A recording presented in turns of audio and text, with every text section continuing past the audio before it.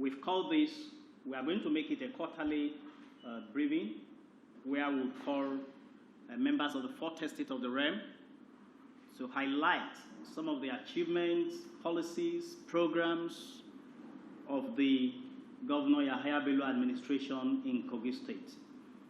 We've promised that you are going to be our friends, and we are going to match our words with action by ensuring we become very close allies in the development of our states and our nation.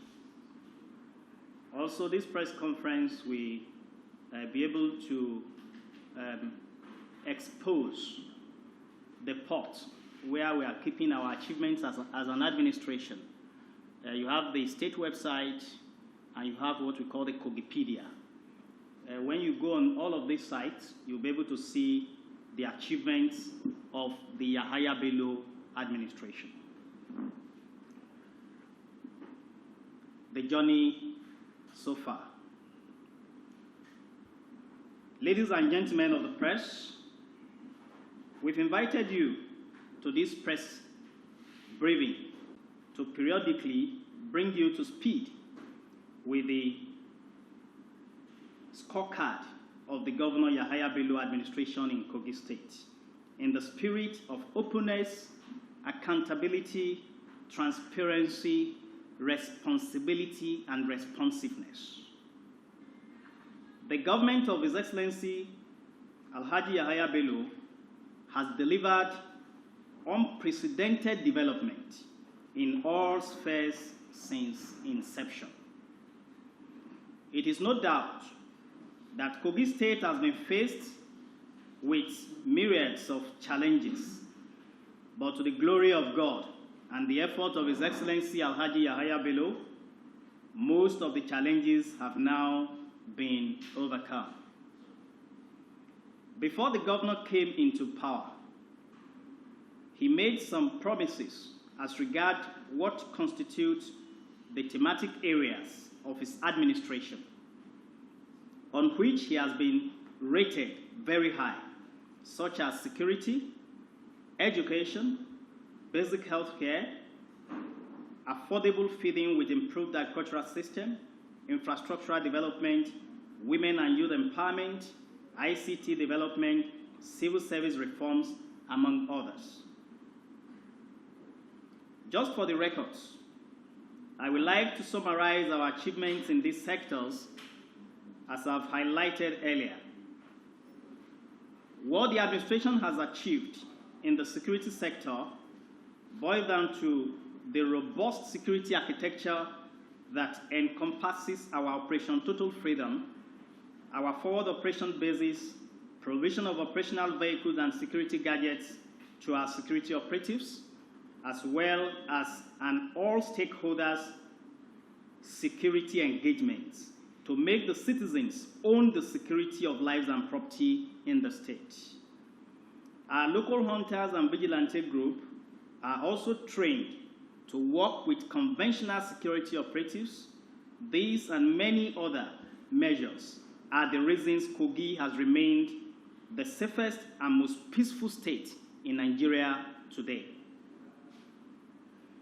On education, okay, before I move to education, you are aware that the security of the state was breached a few weeks ago when the correctional center at Kaba was attacked by some criminals. I want to report to you that most of those who perpetrated that heinous crime have been arrested, have been apprehended. Security operatives are still on the trail of the others. And on those that attacked the church also in Kaba a few weeks ago, a thorough security operation was carried on a few days ago. The governor was up throughout the night to coordinate that security operation. Unfortunately, we lost one of the kidnapped victims, but we were able to rescue one alive. I will give you pictures and videos to this effect so that you see where the governor was making video call to the rescued man a few minutes to 3 a.m. That is why Kogi is the safest. our governor does not sleep, is always awake to his responsibility of guaranteeing the peace and security of our dear state.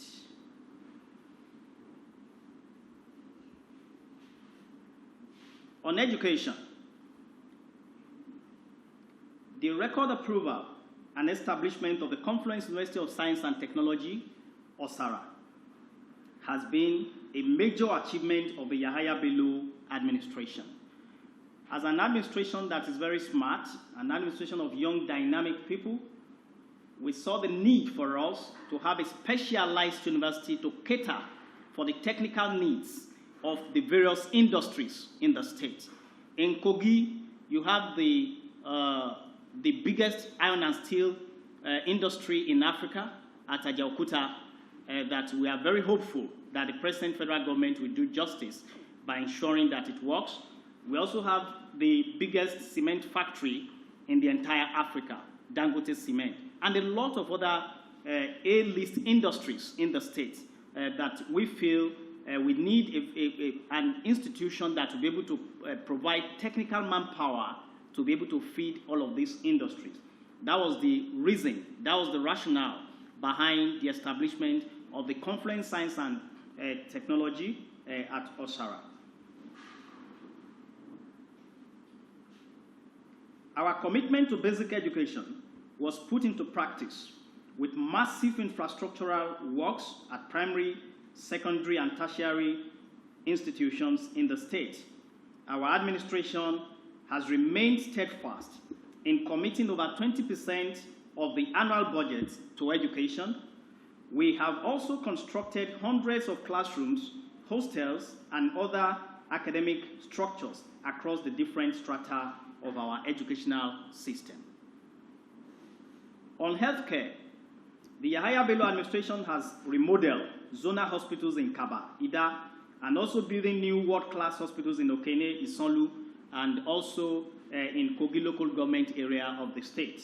We have won many international awards as a result of our iron-cast commitment to ensuring the healthcare and well-being of our people. I shall release details of our achievements to you in healthcare delivery immediately after this conference.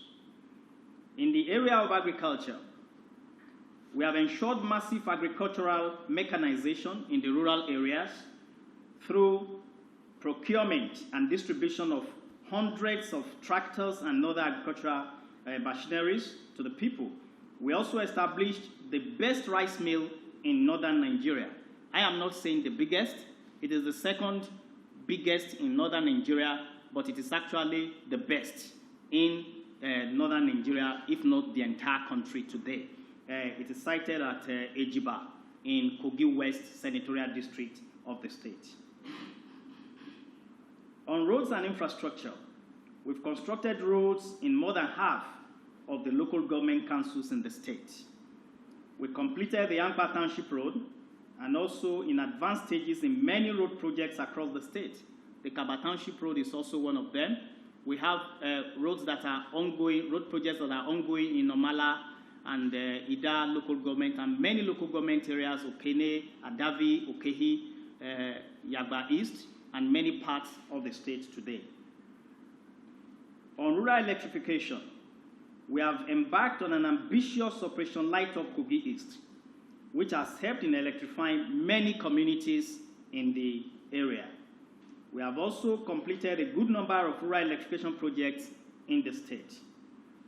For more information on our achievements in the following sectors: information, environment, civil service reforms, women and youth empowerment, tourism, kindly visit our website on kogistate.gov.ng or Kogipedia.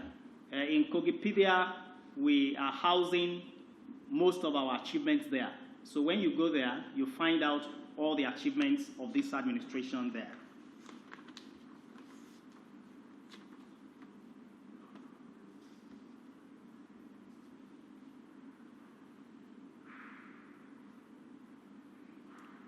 And it is on the strength of this that His Excellency has also won a lot of awards on transparency and accountability.